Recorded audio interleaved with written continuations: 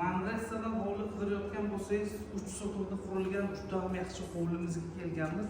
Hovlimiz ko'rishingiz mumkin. Podval, birinchi qavat, ikkinchi qavat, yanada mansarda ham bor. Devorlari yaxshi jiddiy traventin bo'lyapti.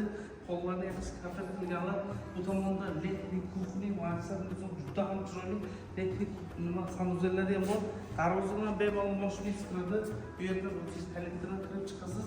Ko'rishingiz mumkin. Zilyon zonalar juda akkuratli bo'lyapti.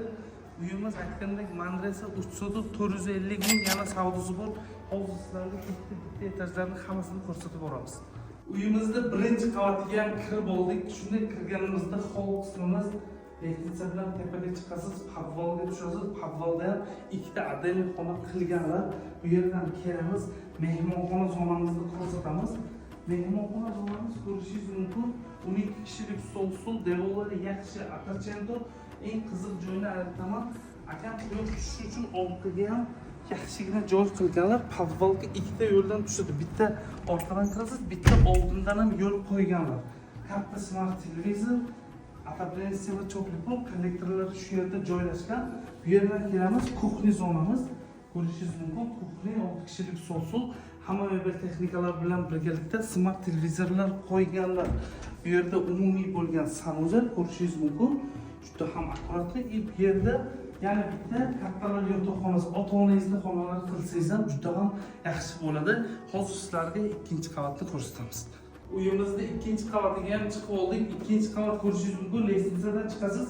Kattagina hol, ikkita balkon, hovliga qaragan, devorlari yaxshi atachento, bitta xonalarni ko'rsatamiz. Yosh bolalarimizni xonasi, devorlari atachento, ikkita kravat, tepalari polni shkaf, patologlarni oppoq qilganlar, отопление cho'plipol kollektorlari shu yerda joylashgan. Bu yerdan kelamiz, kattalar yotoqxonasi, ya'ni spalnimiz. Spalnya ko'rishingiz mumkin. Katta двухспальный shkaflar, pardalar urilgan. Bu yerda o'zining sanuzeli ham bor, ko'rishingiz mumkin. Dushovaya zona, unitaz, hamma narsasi bor. Bu yerdan chiqamiz, umumiy bo'lgan sanuzel ko'rishingiz mumkin.